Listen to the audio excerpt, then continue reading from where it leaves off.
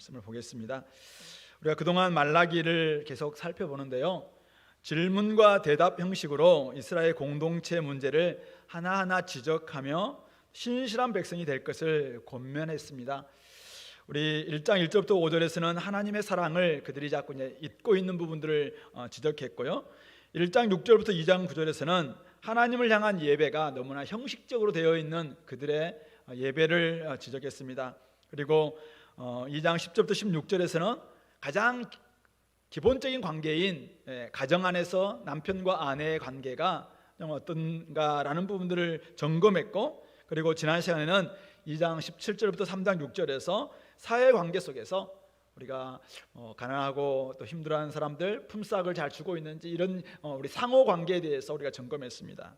오늘 다시 한번 3장 7절부터 12절에서는 하나님을 향한 우리 예배 중에서 예물, 우리가 하나님께 어떻게 드리고 있는지, 또 하나님의 규례를 어떻게 지키고 있는지 이 부분을 점검하고 있습니다. 그리고 다음번에 이제 3장 13절부터 4장 3절에서는 하나님께서 돌아오시는데 그때 이제 우리의 부분들을 우리가 어떤 모습으로 다시 한번 하나님의 사랑을 점검할 것인가라는 걸 이야기하고, 결론으로 4장 4절부터 6절까지 이제 결론을 맺고 있는 구조가 이 말라기의 구조입니다. 오늘 다섯 번째 말씀, 결국 오늘 7절에서 이야기하고 있는 것처럼 너희 조상들의 날로부터 너희가 나의 규례를 떠나 지키지 아니하였도다라는 것을 지적합니다. 해결책도 바로 이야기하죠. 그런즉 내게로 돌아오라, 그리하면 나도 너희에게 돌아가리라, 이렇게 말씀하십니다. 이런 선언에 대해서 이스라엘 백성들은 어떻게 대답합니까? 우리가 어떻게 하여야 돌아가리까? 이거는 궁금해서 하나님 제가 돌아가고 싶은데 어떻게 해야 돌아갈 수 있겠습니까? 라는 말이 아닙니다. 우리는 잘하고 있는데, 우리는 하나님께 예배드리고 있는데 우리가 어떻게 해서, 우리가 지금 범죄자인가요? 우리가 도대체 하나님을 떠나 있는가요? 제가 어떻게 돌아가란 말입니까? 이런 태도입니다. 이런 태도. 그러니까 하나님이 말라기를 통해서 뭐라고 얘기합니까? 사람이 어찌 하나님의 것을 도둑질하겠느냐? 그러나 너희는 나의 것을 도둑질했다. 그러니까 우리가 어떻게 주의 것을 도둑질할 수 있습니까? 우리가 언제 도둑질했습니까? 라고 이야기합니다. 그러니까 주님이 너희는 11조와 봉헌물이다 라고 하시면서 9절에서 너희 온 나라가 나의 것을 도둑질하였으므로 너희가 저주를 받았다라고 이야기합니다. 그러면서 이제 10절부터 12절에서는 그에 대한 해결책으로 이렇게 내가 너희들에게 제안할 텐데 이렇게 하면은 너희들이 회복될 것이다 라는 이야기를 하고 있는 것이죠. 이스라엘의 문제가 뭔가요? 너희의 온전한 11조를 창고에 들여 나의 집에 양식이 있게 하고, 이렇게 10절에서 이야기하고 있습니다. 그러니까 너희의 온전한 11조를 창고에 들여 나의 집에 양식이 있게 하고 그것으로 나를 시험해봐라 라고 이야기하는 이 말씀과, 앞에서 그들의 문제를 지적하면서 너희들이 조상적부터 나의 규례를 지키지 않았다라는 것과 지금 상관관계가 있는 것이죠. 그러니까 결국 그들은 여호와의 규례를 지키지 않았는데, 그것이 뭐냐면은 11조를, 온전한 11조를 드리지 않음으로 말미암아 11조와 봉헌물을 드리지도 않고 창고에 쌓아놓지도 않았다라는 것과 지금 관련이 있는 것이죠. 이것은 여러분들이 우리가 민수기 18장에서 이미 PBS를 통해서 다 알고 있습니다. 이스라엘 백성들은 가축뿐만 아니라 토지 소산과 또 여러 포도주와 이런 모든 것들의 10분의 1, 11조를, 그리고 재물을 하나님께 드려야 했습니다. 모든 생산물과 가축 중 10분의 1을 레위인에게 바치면은 레위인들은 또 그중 10분의 1을 아론 자손의 그 제사장들에게 바치도록 되어 있었죠. 이게 바로 민수기 18장에서 나와 있는 그 내용이었습니다. 11조는 그러니까 성전 제사를 섬겼던 이 제사장들과 레위인들을 위한 것이죠. 그래서 우리 민수기에서는 그것이 하나님이 너에게 주는 보수다, 싹이다라고 이야기를 했습니다. 그들에게는 분깃이 없잖아요. 다른 11지파, 12지파는 다 있지만 이들에게는 분깃이 없었는데 그들에게 하나님께 주시는 것이 바로 백성들이 바치는 봉헌 제물과 11조를 통해서 그들에게 이제 준다라고 말씀합니다. 따라서 거기에는, 이 11조에는 결국은 모든 것이 하나님의 것입니다라는 고백이 담겨 있는 것이죠. 그것을 위해서 성전에는 11조를 쌓아두는 곳간이 마련되어 있었고, 또 그것을 분배하고 관리하는 담당자도 세워져 있습니다. 뿐만 아니죠. 우리 읽지는 않겠습니다만은 신명기 14장과 16장을 보시면은 3년마다 기업이 없는 레위인들, 그리고 나그네, 과부와 고아를 위해서 11조를 쌓아두도록, 그러니까 3년마다 두 번의 11조를 드리는 거죠. 그래서 그 11조는 기업이 없는 레위 사람들, 또 고아와 과부들, 그리고 찾아온 나그네들, 이런 사람들을 위해서 이제는 쌓아두도록 만들어 놓는 거죠. 그러니까 그런 창고, 그런 곳간에 온전한 11조를 드림으로 말미암아 그런 사람들도 보호하도록 만들어주는 것이 이스라엘의 공동체 시스템이었습니다. 그러므로 오늘 10절에서 너희가 온전한 11조를 창고에 들여 나의 집에 양식 있게 하라라고 이야기하고 있는 이 온전한 11조, 그것은 어떤 사람이 이야기하고 있는 것처럼 우리가 110만 원 받았으면 11만 원 내야 되고, 그 다음에 1150만 원 받았으면 115만 원 내야 되고, 우리가 끝자리까지 다 따져 드리는 것이 온전한 11조다 이렇게 하시는 분들 있잖아요. 그걸 이야기하는 걸까요? 모르겠습니다. 지금 제가 보기에는 그건 아닌 것 같아요. 근데 오늘 여기서 이 온전한 11조를 다른 번역에서는 모든 11조로 이렇게 표현하고 있습니다. 그러니까 결국은 하나님 앞에 드려야 되는 기본적인 우리의 가축과 또 포도주와 또 토지소산과 이런 부분들을 다 들여서 창고 곳간에 쌓아두면은 그걸 가지고 하나님께서 레위 사람도 제사장도 주고, 그리고 나그네와 고아와 과부와 이런 모든 것까지도 다 하나님이 쓸 수 있도록 할 수 있는 그런 의미 속에서 모든 11조를 창고에 드리라라는 것이죠. 그것은 하나님께 예배하는, 하나님을 경외하는 사람으로서 하나님께 예배하는 성전 예배가 살아있게 만든다는 그런 의미가 있고, 뿐만 아니죠. 또 하나는 분깃이 없는 사람들을 돌보기 위한 공동체적 정신이 살아있도록 내가 힘쓰겠다라는 뜻이 바로 창고에 11조를, 온전한 11조를 드리는 바로 그 의미입니다. 결국은 이 11조를 제대로 드리지 않았을 때 어떻게 되었습니까? 하나님만 바라보고 살았던 사람들의 생존이 위협받았죠. 특별히 레위 사람들, 백성들이 드리는 11조를 통해서 그들은 생계를 유지했습니다. 그런데 그들이 생계가 위협받자 그 자리를 지키지 않게 되었고, 성전 예배 자체가 불가능한 그런 지경이 되는 경우가 종종 있었습니다. 뿐만 아니죠. 모아진 예물이 없으니까 사회적 약자들, 즉 고아와 과부와 레인과 나그네들, 결국 분깃을 받지 못한 소유가 없는 사람들의 이 사람들은 사실은 사회 속에서 있을 수가 없는 거죠. 그러니까 늘 그들은 궁핍한 삶을 살 수밖에 없는 이런 지경에 있었다는 것이죠. 그것을 하나님께서 아시고 바로 이스라엘 공동체를 제대로 유지하기 위해서 이 11조라는 제도를 하나님께서 만든 것입니다. 결국 11조는 이스라엘 공동체를 지탱해가는 영적인 기반이에요.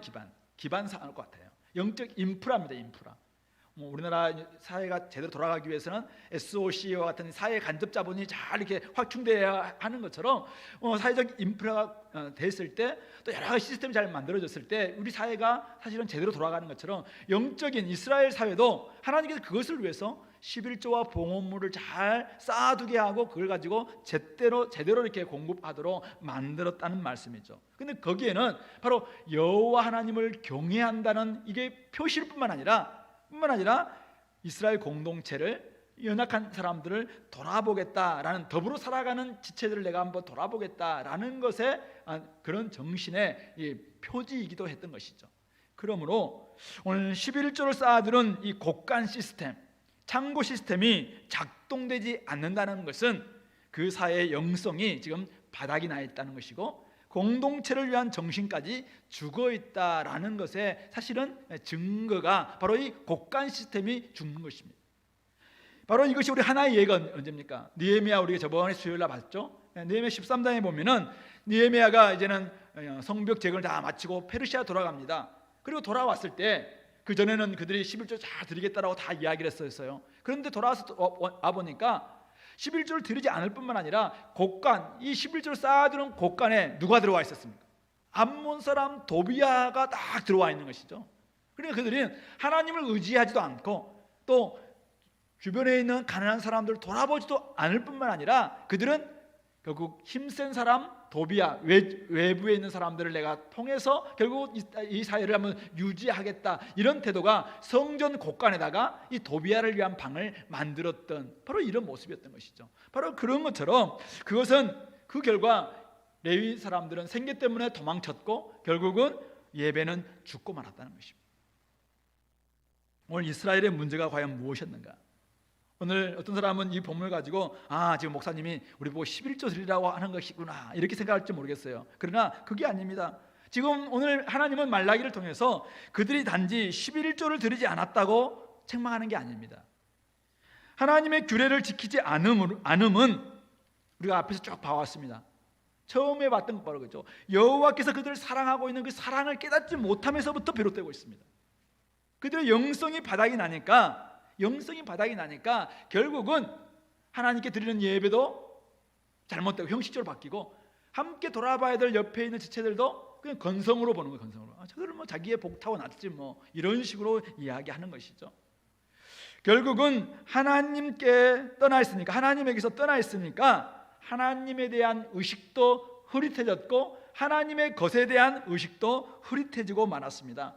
따라서 그들이 지금 하나님의 것을 도둑질하고 있음에도 불구하고 우리가 언제 하나님 것 훔쳤습니까? 라고 이야기하는 영적인 무감각 상태에 있으니까 자기가 지금 어떤 일을 행하고 있는지 모릅니다. 그렇죠? 우리가 아파서 진짜 감각이 없는 사람 어떻습니까? 지금 이게 아픈지 안 아픈지, 지금 이게 뭐 추운지 안 추운지 이게 잘 모르는 이런 상태인 것처럼 오늘 이들의 상태가 하나님의 것을 도둑질하고 있음에도 불구하고 언제 우리가 하나님 거 훔쳤습니까? 라고 이야기하고 있는 것이죠. 이런 영적 무감각은 공동체 관계가 깨어지게 만드는 아주 깊은 요인이 됩니다. 그 증거가 우리가 지난 시간에 봤던 3장 5절을 보세요. 3장 5절. 내가 심판하러 너에게 임할 것이다. 점치는 자에게와 간음하는 자에게와 거짓 맹세하는 자에게와 품꾼의 싹에 대하여 억울하게 하는 자와 과부와 고아를 압제하며 나그네를 억울하게 하며 나를 경외하지 아니하는 자들에게 속히 증언하겠다. 주님께서 다 지금 보고 계신다는 거예요. 증언하시는데, 증인이 되시는데 누구에게 한다고 이야기하고 있습니까? 품꾼의 싹을 주지 않는 사람, 과부와 고아에게 전혀 그들을 돌아보지 않는 이런 모습으로 그들이 변질되고 말았다라고 이야기하고 있는 것이죠. 그들은 지금까지 해오던 모습으로 관성으로 그냥 종교 행위를 하고 있을 뿐입니다. 여호와를 경외하지도 않고 공동체를 유지하려는 열정도 없어요. 그런데 그들은 그냥 교회 나옵니다. 11조 바치라니까 바칩니다. 예배도 뭐 드리죠. 할 거는 합니다. 그런데 거기에는 여호와를 경외함도 없고 옆에 있는 공동체를, 사람들을 돌아보고 이 공동체를 제대로 회복하고자 하는 열정, 사랑, 식은 지 오래됐다는 것이죠. 이런 모습을 하나님이 보시면서 뭐라고 얘기합니까? 너희들은 하나님의 것을 도둑질하는 도둑이구나 라고 이야기하고 있는 것입니다. 하나님의 시간과 하나님의 재물과 하나님이 주신 우리 인생을 그냥 허비하고 도둑질하고 있는 도둑으로밖에 볼 수 없다라고 이야기하고 있는 것이죠. 이들은 항변할 겁니다. 무슨 말입니까? 우리는 바벨론에서 돌아온 사람들입니다. 아니, 돌아온 사람들의 후예입니다. 사실 이들은 그렇잖아요. 이들이 수르바벨과 함께 와서 성전을 재건했고요. 그 지금 후손들이잖아요. 그 후손들이 성벽까지도 어쩌면 재건했을 수도 있어요. 그 시점이거든 지금. 그 시점인데 사실은 그들은 몸은 돌아와서 어쩌면 하나님께 예배 드리고 있었을지 몰라요. 그러나 진정으로 그의 마음은 하나님께 떠나 있었다라고 이야기합니다. 그래서 오늘 하나님이 7절에서 그런즉 내게로 돌아오라 그리하면 나도 너에게 돌아가리라 이렇게 말씀하시는 거예요. 좀 돌아왔는데 하나님은 이들이 돌아오지 않았다는 것입니다. 하나님을 떠나 있다는 것입니다. 이게 바로 이스라엘의 문제죠. 진짜 영적인 문제라는 것입니다. 단지 11조를 지금 드리지 않는 거 이거야. 그냥 얼마까지 딱 따져서 11조 안 드리는 거 이게 문제가 아니다라고 이야기하고 있는 것이죠. 오늘 저와 여러분들이 오늘 이 말씀 보면서 신약에 오면은 11조 헌금 생활 이 규례 절대적인 명령도 아니죠. 절대적 계명도 아닙니다. 말라기의 말씀 그대로 적용될 수도 사실 없습니다. 우리 예수님 당시 때 바리새인들이 사실은 이런 온전한 11조를 드리기 위해서 박하와 회향과 채소와 그 모든 11조까지 다 드렸잖아요. 근데 하나님께 주님께서 뭐라고 이야기합니까? 마태복음 23장 23절에 그러나 너희들은 너희들은 율법에서 더 중하게 여기는 바 정의와 긍휼과 믿음을 버렸다라고 이야기하고 있습니다. 예, 정의가 뭔가요? 하나님께서 원하시는 의로운 삶. 긍휼이 무엇인가요? 하나님이 백성들을 긍휼히 여기시는 그 모습대로 가난한 사람들과 연약한 사람들을 돌아보려고 하는 그 긍휼을 불쌍히 여기는 마음. 믿음이 뭔가요? 하나님 앞에 나오는데 예배를 드리는데도 그냥 형식으로 예배 드리는 거예요. 믿음이 없는 것이죠. 믿음 없이 그냥 삶을 살아가고 열심히 자기들은 율법주의적으로 살아가는 거예요. 그러나 거기에는 정의도 긍휼도 믿음도 빠져있는 그들의 행태에 대해서 율법에 더 중한 바에 대해서 지적하고 있습니다. 물론 이것도 행하고 저것도 바치라라고 이야기해서 주님께서 11조에 대해서 사실은 긍정하고 있는 것은 분명합니다. 그렇지만은 어쨌든 주님께서 지금 원하시는 것은 우리에게 재정을 똑바로 바쳐라라는 것이 아닙니다. 하나님을 신뢰하는 믿음을 원하시는 것입니다. 백성들을 돌아볼 수 있는 긍휼을 원하시는 거죠. 하나님의 언약 백성다운 올바르게 자신의 역할들을 감당하는 그 정의를, 의로움을 원하시고 계신다는 말씀입니다. 바로 그렇게 할 때 공동체의 여러 지체들을 돌아보는 관대함과 사랑이 실천될 수 있다는 말씀입니다.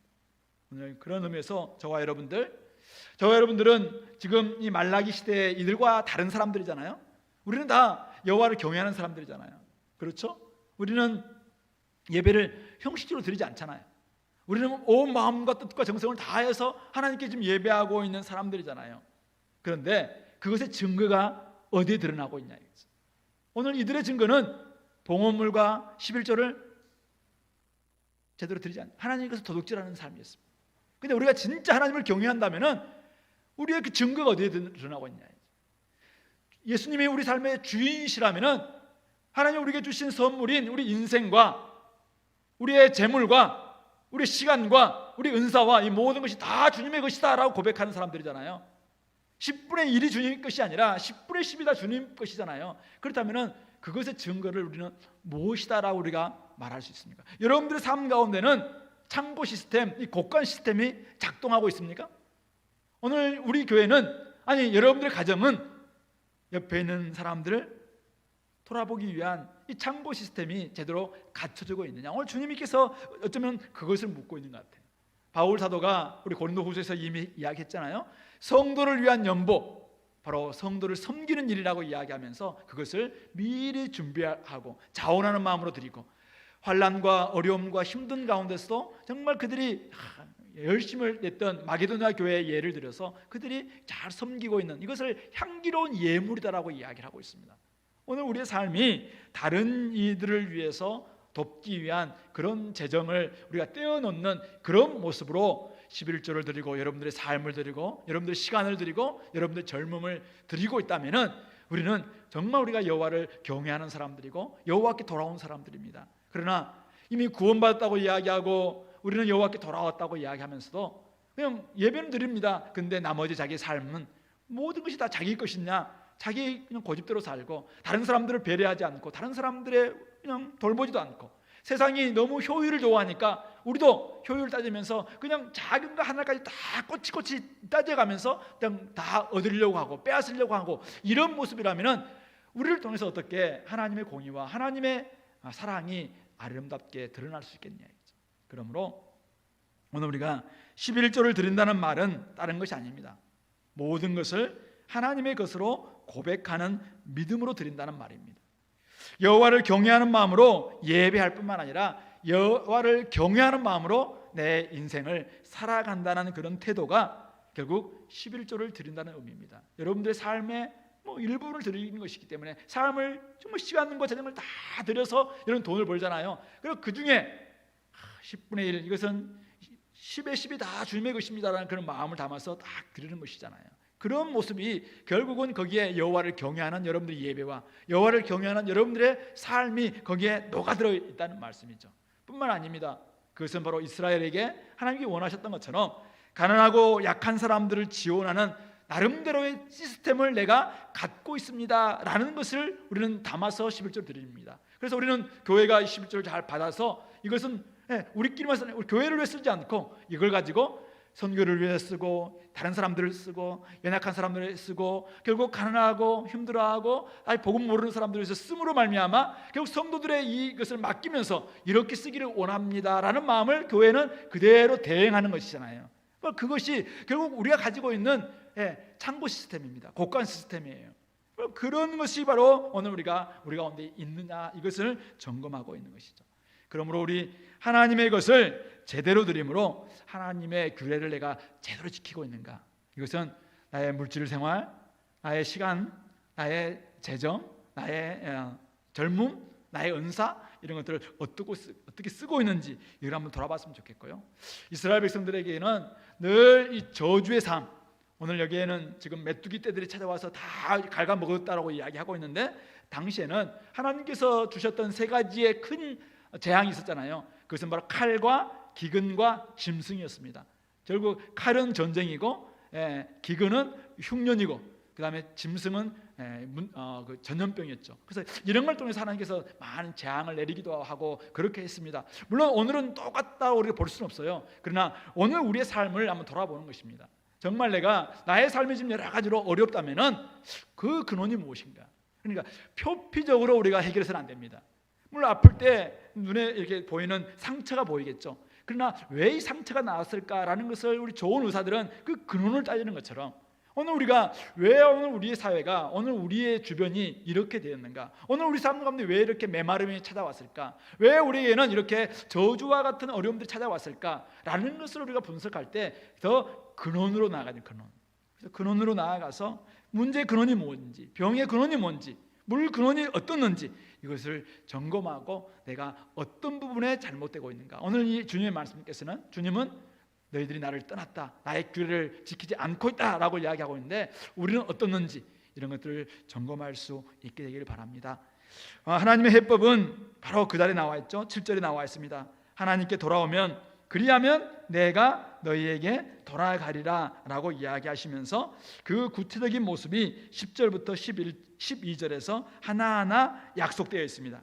하나님께서는 그렇게 하면은 하늘문을 열고 복을 쌓을 곳이 없도록 부어주시겠다라고 10절에서 이야기하고 있고 11절에서는 메뚜기를 금하여 토지소산을 없애지 못하게 하고 밭에 나무 열매가 떨어지지 않게 하겠다, 기한전에 떨어지지 않게 하겠다라고 이야기하고 있고 12절에서는 땅이 아름다워짐으로 기쁨의 땅이 되므로 모든 이방인으로부터 복받은 사람이다라는 칭송을 받게 될 것이라고 이야기하고 있습니다. 결국 아브라함이 하나님과 언약을 맺을 때 아브라함에게 주셨던 약속이 무엇인가요? 복의 근원이 되어서 모든 백성들, 모든 열방 가운데서 복의 근원이 되는 것, 이게 바로 아브라함의 약속이고 아브라함이 결국 이스라엘의 조상이잖아요. 이스라엘의 약속이 뭐냐면은 이스라엘에게 하나님의 언약의 축복은 뭐냐면은 결국 하나님께서 그들에게 복을 내리심으로 말미암아 그 복이 흘러가서 모든 이방인들에게까지 이 복이 전달되는 거죠. 그래서 그들이 주께로 돌아와서 정말 복받은 백성, 나도 복받고 싶다라는 쪽으로 들어오게 만들어주는 것, 이것이 이스라엘이 가지고 있는 위상이고 정체성이었던 것이죠. 바로 그런 복을 회복시켜 주시겠다라고 약속하고 있는 것이죠. 이스라엘 사회는 오늘 이 말씀을 보면은 철저히 하나님께 대한 의존 사회다라는 것을 우리가 알 수 있습니다.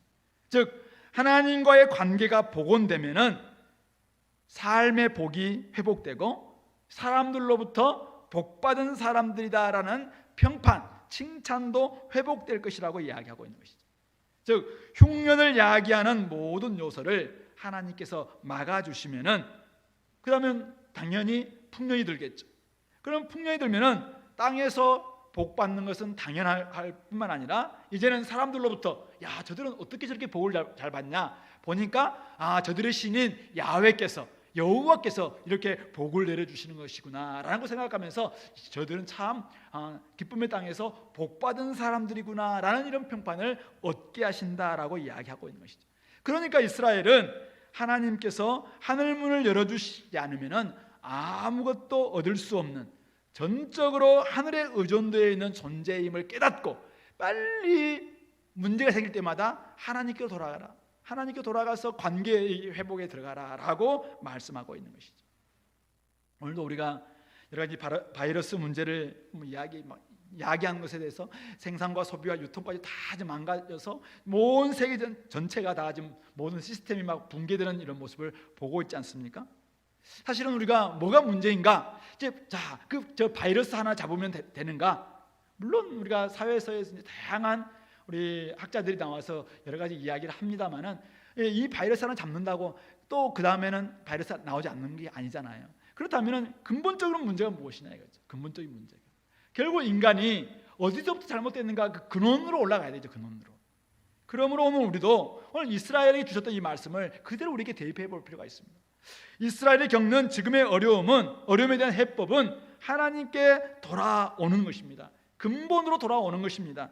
하나님의 규례를 지키고 하나님을 향한 예배를 회복하는 일, 그것의 지표가 11조를 회복하는 바로 이런 모습이었던 것이죠. 마찬가지입니다. 오늘 저와 여러분들 삶 가운데서 여러 가지 어려움이 찾아올 수 있어요. 오늘 우리의 문제 찾아올 수 있습니다. 오늘 우리 사회가 여러 가지 문제 속에서 지금 헤매는 가운데 있습니다. 어떻게 우리가 이 문제를 해결할 수 있습니까? 라고 이야기할 때 여러 우리가 문제 진단과 해법을 제시할 수 있겠죠. 그러나 우리 그리스도인들은 어떻습니까? 하나님의 백성들은 우리가 그들의 진단에 대해서 우리가 귀를 닫아서는 안 됩니다. 물론 잘 들어야 됩니다. 그러나 그것이 근본적이냐 이거죠. 근원으로 돌아가게 만드는 것인가, 이 부분에 있어서 우리가 다시 한번 돌아보자는 것입니다. 하나님의 백성에게 있어서 해법은 결국 하나님께 돌아가는 것입니다. 하나님께 돌아가 하나님의 규례를 지켜내는 것입니다. 그렇게 할 때 일상에서의 복을 얻을 뿐만 아니라 땅의 아름다움을 얻고 사람들로부터 좋은 평판을 얻을 수 있다라고 말씀하고 있는 것이죠. 그것이 바로 하나님 나라의 정체성이고 하나님 나라의 당위라는 것입니다. 당연히 해야 되는 모습, 그래서 하나님 앞에 돌아가는 것이죠. 자, 그렇다면 하나님께 돌아간다는 것이 무엇입니까? 우리 이사야 55장 6절부터 8절 말씀 잠깐 볼까요? 이사야 55장 6절부터 8절 말씀, 구약성경 1035페이지.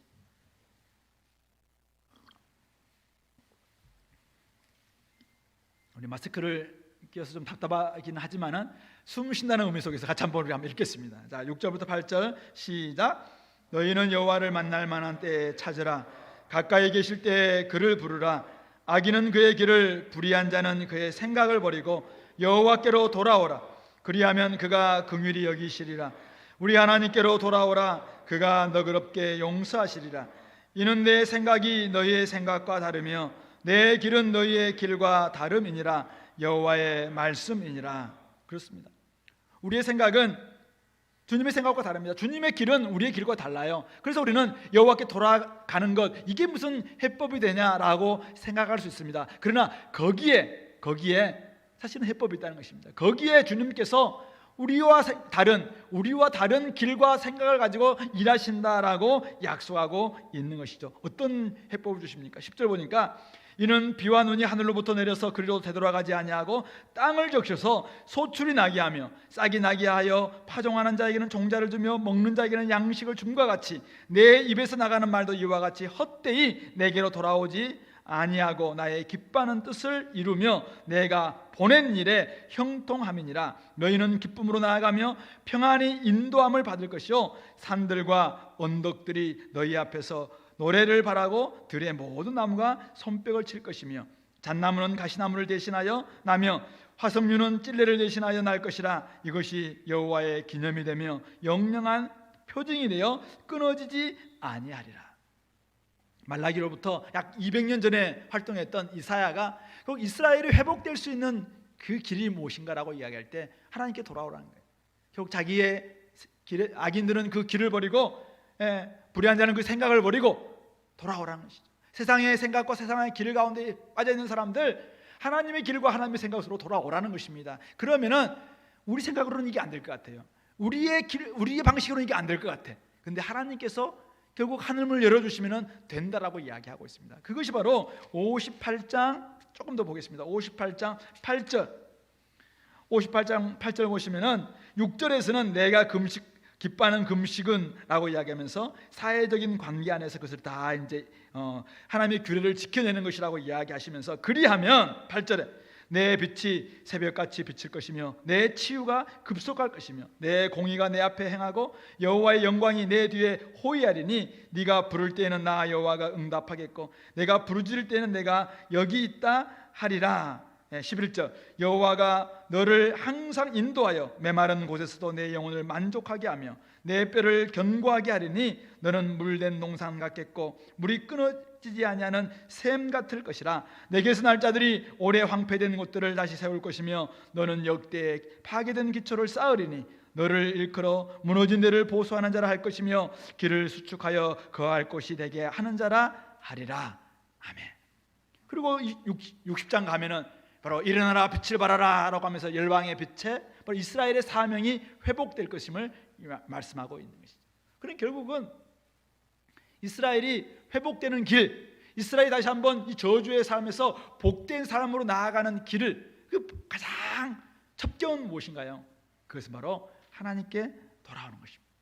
하나님과의 관계인 예배가 회복되는 것입니다. 그렇게 하면은 하나님께서 주시는 복을 누리게 되고 땅에서는 땅이 아름다워짐으로 말미암아 주변 사람들로부터 야 너희들 정말 복 받았구나, 하나님이 너희들을 정말 축복해 주셨구나 라는 이야기를 듣게 될 것이라고 약속하고 있는 것입니다. 당연히 이스라엘의 사명인 열방의 빛, 사명의 완수로까지 이어지게 된다라고 이야기하고 있는 것이죠. 그러므로 공동체를 위한 다양한 헌신, 그것을 위해서 하나님의 규례를 지키는 것입니다.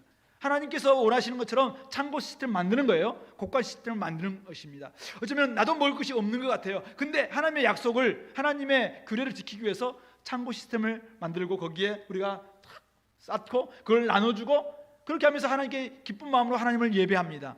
그렇게 하면은 그걸 가지고 많은 사람들을 섬기고 많은 사람들을 회복시킵니다. 그 결과가 결국 열방을 향한 증인으로서의 사명을 감당케 하는 그런 모습의 이스라엘로 온전히 회복된다라고 말씀하고 있는 것이죠.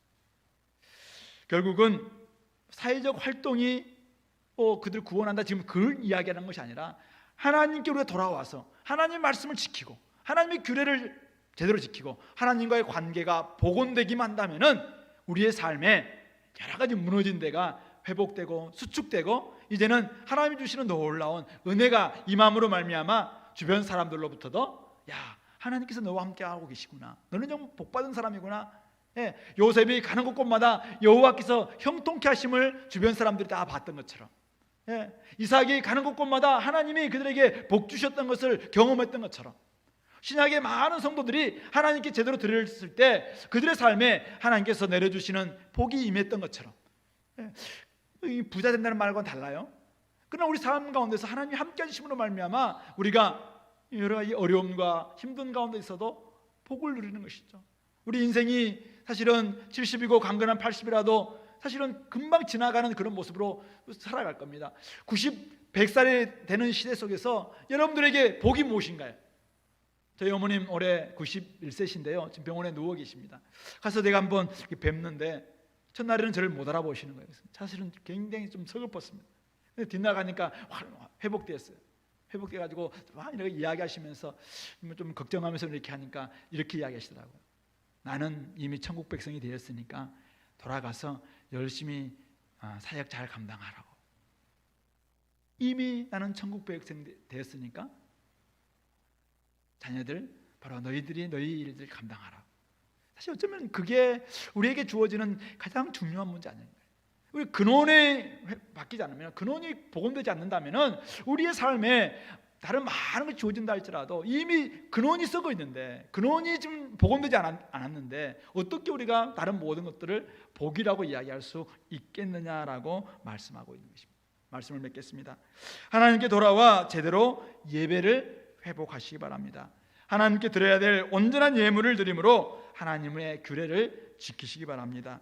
빈익빈 부익부의 양극화 사회 속에서 우리 교회는 하나님의 나라의 공동체로서 살아가는 법을 우리가 보일 수 있게 되기를 바랍니다. 아무리 세상이 그냥 자기 것 따지고 자기 것 이렇게 쟁취하는 이런 사회를 할지라도 교회는 좀 너그럽고, 교회는 좀 긍휼을 베풀고, 교회는 내 것 챙기지 않고 다른 사람들도 좀 챙겨주고, 이런 모습의 사람들이 가득 차 있는 곳, 바로 그것이 하나님 나라의 공동체죠.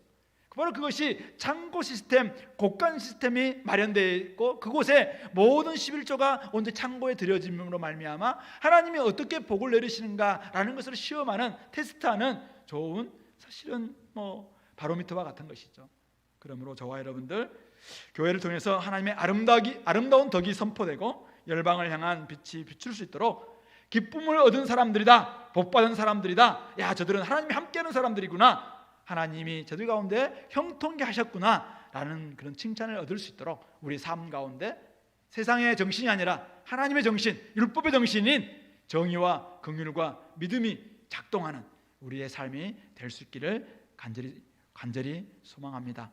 여러분들 어느 지점에 서 있는지 잘 보시고 그 지점에서 다시 한번 내가 돌아갈 곳이 어딘지 다시 돌아보시면서 다시 한번 회복되는 우리 공동체가 될 수 있기를 바랍니다. 말씀을 좀 기억하면서 한번 기도합시다.